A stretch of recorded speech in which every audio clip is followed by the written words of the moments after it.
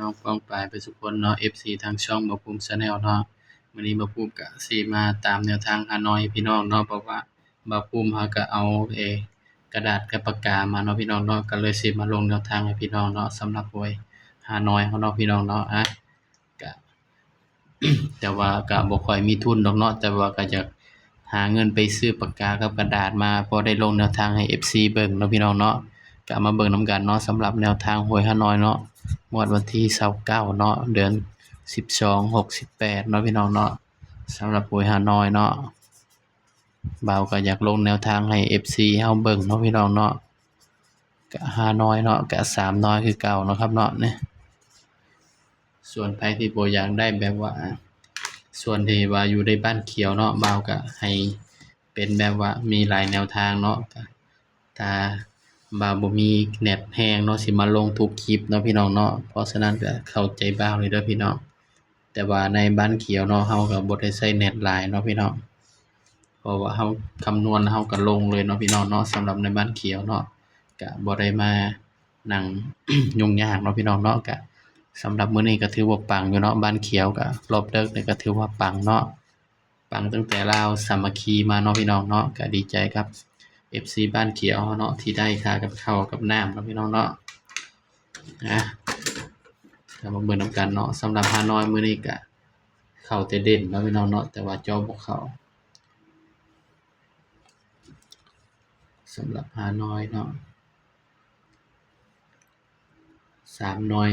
มา1หน่วยเนาะพี่น้อง3หน่วย3เด่น3ตัวมา1ตัวเนาะพี่น้องเนาะ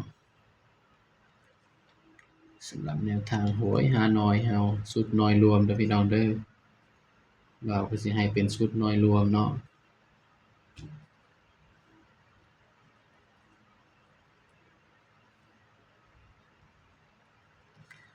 สำหรับชุดหน่วยรวมเนาะเด่นพี่น้องเด่นตัวแรกเนาะ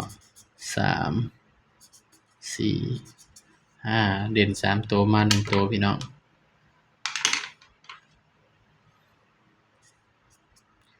เด่น3ตัวมา1ตัวเนาะครับเนาะนี่ส่วนใครที่อยากได้หน่วยแยกต้องมาที่บ้านเขียวเท่านั้นเนาะพี่น้องเนาะแยกหน่วยเนาะมาเบิ่งนำกันเนาะบัดนี้มันก็มาจับคู่นำกันเลยพี่น้องเฮาก็จับ3ก่อนเนาะครับเนาะ36 37 38 46 47 48สูตรหวยบ่าวภูมิอาจสิบ่คือสูตรหวยคนอื่นเด้อพี่น้องเด้อมันก็แล้วแต่เนาะพี่น้องเนาะสูตรหวยสูตรไผสูตรมันเนาะพี่น้องเนาะบ่าวก็มั่นใจในสูตรของบ่าวเนาะสำหรับเด่นก็ให้เด่นไปที่4เนาะเด่น4กับ3ย้ำว่าตัวเลขก็เป็นเพียงแนวทางเนาะครับเนาะมีเข้ามีหลุดพี่น้อง